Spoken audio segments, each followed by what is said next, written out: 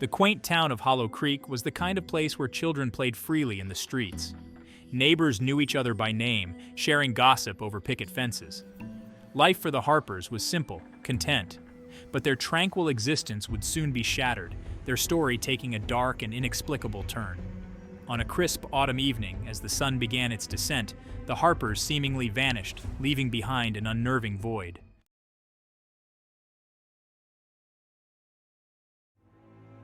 The last known sighting of the Harpers was unremarkable. They had been seen at the local grocery store, their shopping cart filled with everyday items.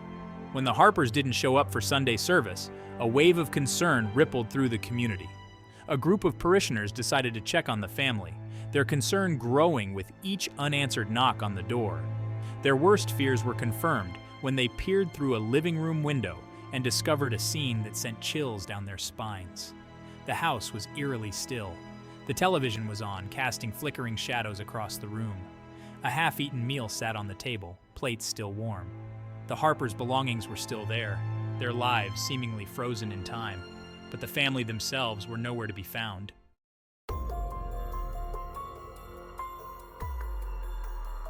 As news of the Harpers' disappearance spread, the small town of Hollow Creek became a magnet for media attention. Reporters descended upon the once peaceful community, their cameras capturing every angle of the now infamous Harper residence. Theories, both plausible and outlandish, began to circulate. Some speculated that John Harper, burdened by a secret past, had decided to disappear, taking his family with him. Others whispered about a shadowy cult operating in the area, preying on unsuspecting families. Yet, amidst the whirlwind of speculation, one thing remained clear: the Harpers were gone, vanished without a trace. The investigation continued, a relentless pursuit of answers in the face of a seemingly impenetrable mystery.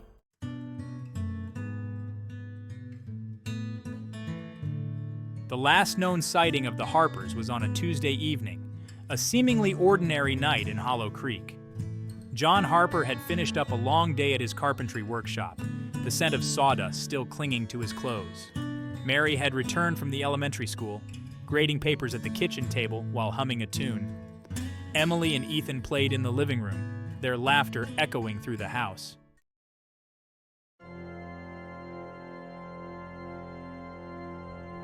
After dinner, the Harpers gathered in the living room. John turned on the television, settling on a nature documentary about the migration of monarch butterflies. Mary tidied up the kitchen while Emily and Ethan played a board game on the floor. Around 8:30 p.m., John decided to call it a night. He kissed Mary goodnight, ruffled Emily's hair, and lifted Ethan into his arms for a goodnight hug. John tucked Ethan into bed and then retreated to his own bedroom where Mary was already reading a book. Unbeknownst to the Harpers, their peaceful evening was about to take a sinister turn. The following morning, when Mary's concerned colleague arrived at the Harper residence, she stumbled upon a scene that sent chills down her spine.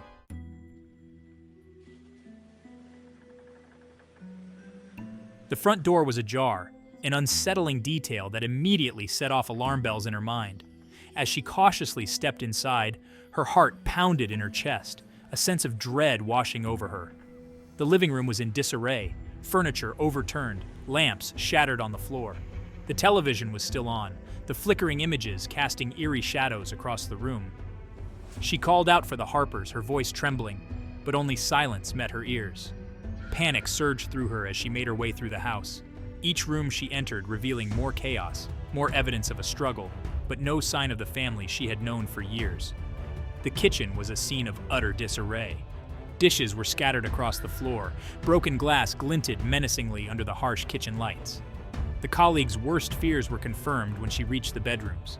The Harpers had vanished, seemingly into thin air, leaving behind a trail of unanswered questions and a chilling silence.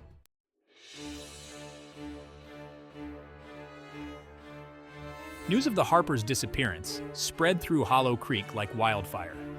Law enforcement descended upon the Harper residence, their presence a stark contrast to the tranquility that once defined the neighborhood. The investigation began immediately, a race against time to uncover what had happened to the missing family. Every inch of the Harper house was meticulously examined, every surface dusted for fingerprints, every fiber analyzed for clues. The investigation extended beyond the walls of the Harper residence. law enforcement conducted door-to-door inquiries, hoping to glean any information that might shed light on the family's whereabouts. However, their accounts only deepened the mystery.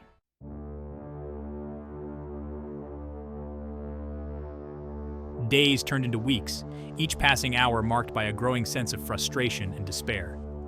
The investigation, despite the tireless efforts of law enforcement, seemed to be hitting one dead end after another. The forensic evidence collected from the Harper residence, while suggestive of a struggle, yielded no concrete leads. Fingerprints collected at the scene matched those of the family members, and DNA analysis offered no new insights. The lack of any signs of forced entry suggested that the Harpers may have known their abductor, or, even more unsettling, left willingly. The possibility of a staged disappearance was considered, but quickly dismissed. The Harpers' disappearance had shattered the illusion of safety and security that had once defined the community.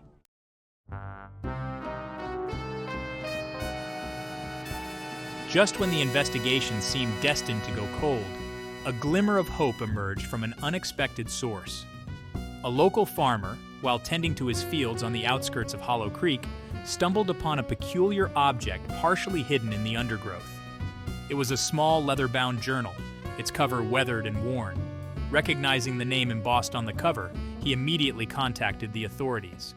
The journal, as it turned out, belonged to Mary Harper. Its pages contained a record of her thoughts, her dreams, and her fears, offering a glimpse into the life of a woman who had seemingly vanished without a trace.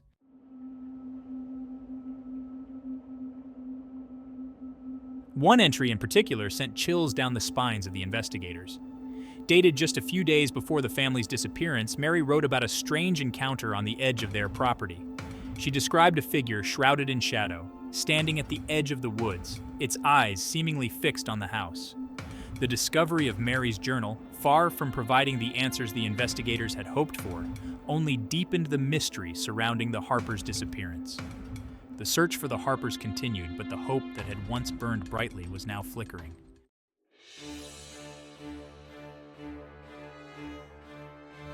The most unsettling theory, and perhaps the most difficult to ignore, was that of abduction. The chaotic scene at the Harper residence, the overturned furniture, the scattered toys, all pointed to a struggle, a desperate fight for survival. Had the Harpers been targeted by someone with sinister intentions? Were they taken against their will, their fate unknown? As days turned into weeks, the investigation into the abduction theory intensified.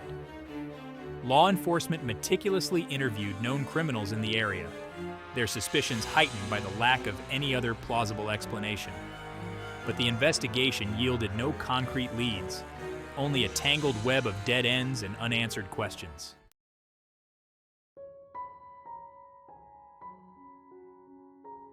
In contrast to the unsettling nature of the abduction theory, the idea that the Harpers had staged their own disappearance seemed almost unfathomable. Why would a seemingly happy and contented family choose to vanish into thin air, leaving behind their belongings, their friends, their entire lives? John Harper had been experiencing financial difficulties, his once thriving carpentry business struggling to stay afloat. Could these hidden struggles have driven the Harpers to make a drastic decision, to abandon their lives and start anew under assumed identities?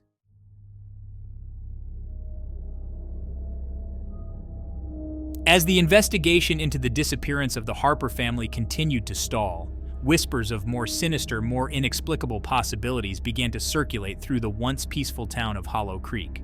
The lack of concrete evidence, the absence of any logical explanation, fueled speculation, leading some to embrace theories that bordered on the supernatural. Had the Harpers fallen victim to a force beyond human comprehension, a malevolent entity that lurked in the shadows, preying on the unsuspecting?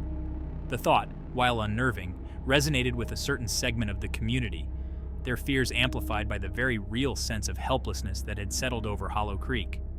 Local folklore was rife with tales of strange occurrences, of unexplained disappearances, and of shadowy figures lurking in the woods surrounding the town. These stories, once dismissed as mere superstition, now took on a chilling new significance.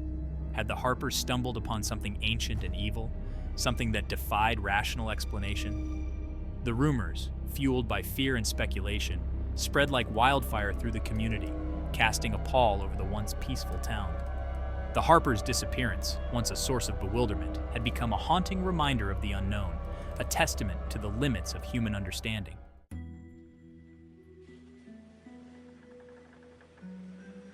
Mary's diary, a seemingly ordinary chronicle of daily life, had become a Rosetta Stone for investigators, offering a glimpse into the days leading up to the family's disappearance.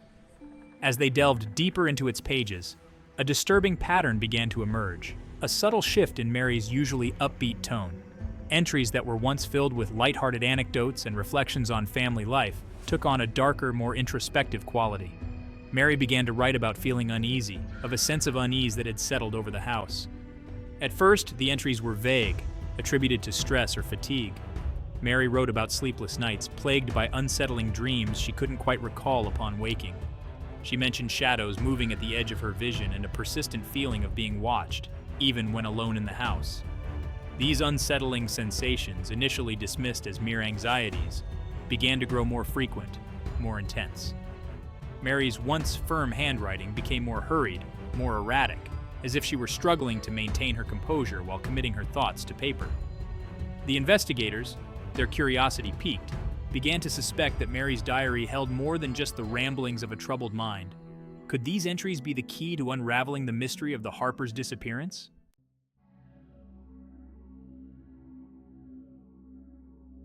As the investigators progressed through the diary, they stumbled upon a series of entries that sent chills down their spines. Mary's writing, once a model of clarity, became increasingly cryptic, filled with strange symbols and coded messages. It was as if she were trying to communicate something without directly saying it, her words veiled in a language only she understood.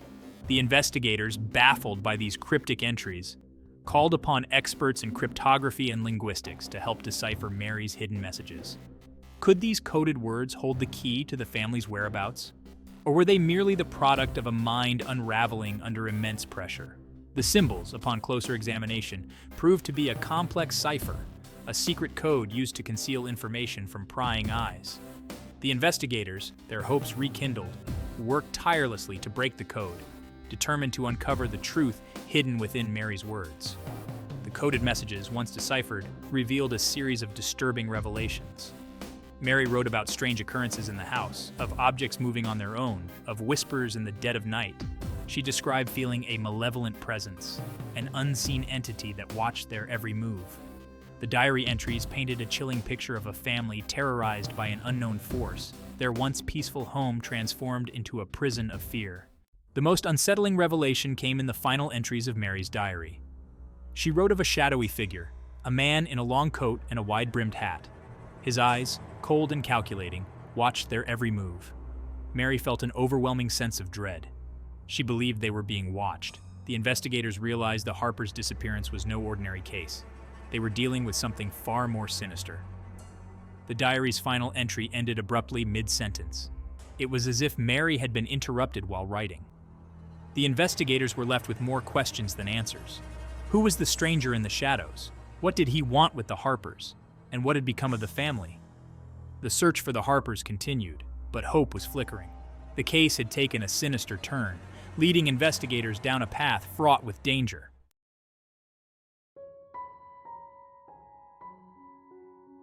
The case of the vanished Harper family remains an unsolved enigma, a chilling testament to the mysteries that continue to baffle even the most seasoned investigators.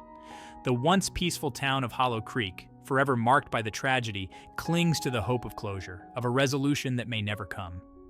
The investigation, though officially cold, continues to haunt the minds of those who worked tirelessly to uncover the truth. The evidence, both physical and circumstantial, paints a picture of a happy family torn apart by an unknown force, their fate shrouded in a veil of secrecy and despair. The theories abound, each more unsettling than the last. Was it a random act of violence? A targeted abduction gone wrong? Or did the Harpers' secrets, buried deep beneath the surface of their seemingly idyllic lives, lead to their untimely demise? The lack of concrete answers only amplifies the tragedy, leaving a void filled with speculation, fear, and a profound sense of loss. The case serves as a chilling reminder that even in the most ordinary of places, darkness can lurk, and some mysteries are destined to remain unsolved. Years have passed since the Harpers vanished without a trace. Time has done little to diminish the mystery. Some wounds never truly heal. Hollow Creek carries the weight of the tragedy. The Harpers' memory lives on in hushed whispers,